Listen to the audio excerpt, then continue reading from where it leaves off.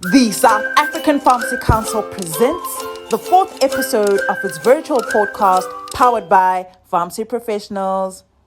If you are a health professional, an aspiring pharmacy professional, or just simply want to learn, join our community and click on the subscribe button below.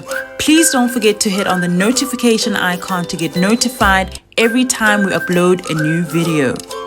Please like, share, and follow us on all our social media platforms at Official SAPC. In today's episode, we will be speaking to one of the 2020 CPD experts. We will be discussing the what's, the who's, and why it is important to submit your CPDs. Our host, Ms Neo Ramokoka, is joined by Ms Lucia Mashole, a registered pharmacist. Ms Mashole is one of the 2020 CPD experts who submitted 13 CPD entries. Well done, ma'am. Thank you for joining us, Ms Mashole. And now for our first question. How important do you feel continuing professional development, or CPD, is in the pharmacy profession? Continuing professional development is important because our profession is very dynamic. Therefore, we need to be up to date with changes in legislation, new drugs on the market, new conditions, to ensure that pharmacies are GPP compliant, and lastly, to maintain competence, which ensures that patients are provided with good pharmaceutical care. As you know, there are 4 steps in the CPD process, namely reflection, planning, implementation, and evaluation. Can you briefly describe your understanding of each step? Reflection is when I identify a new learning need. For example, if there is a process which I do not understand in my capacity as a pharmacy manager, if I receive a prescription for a new drug on the market, or if a drug which I need to refresh my knowledge on, or if a patient requests information on a subject matter which I do not know. Planning is identifying the relevant resources which I will use for my learning and creating a study plan.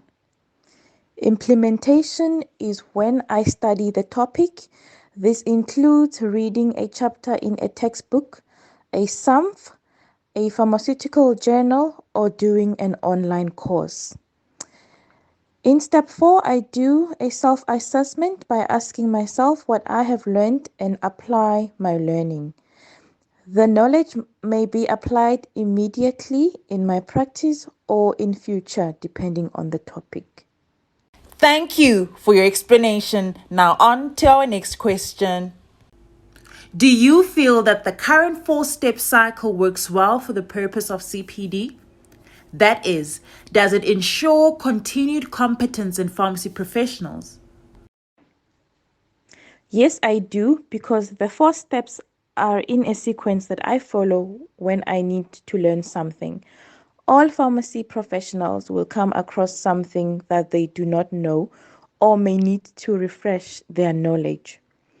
Once I have identified a knowledge gap and resources that I need, I will learn the topic and assess what I have learned and apply the knowledge, which is how the CPD cycle works. The SAPC has been hard at work revamping the CPD system over the past few years. How easy or user-friendly did you find the online CPD system to use? I find it easy to navigate the system. I do my annual declaration at the beginning of every year, and I am happy that there is an option to submit 2 CPDs by following the 2-step cycle instead of the traditional 4 steps, which saves a lot of time. As a CPD expert who has submitted more than the required number of CPD entries, can you kindly let us in on the steps that you followed? Did you follow the same process for each, or have you worked out a system that works for you specifically? The system which I follow depends on how complex the topic is.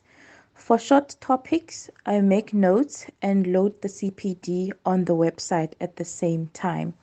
For topics which are more detailed, I make notes over a few days or weeks, which I file in my CPD file and upload the CPD on the website when I have a chance.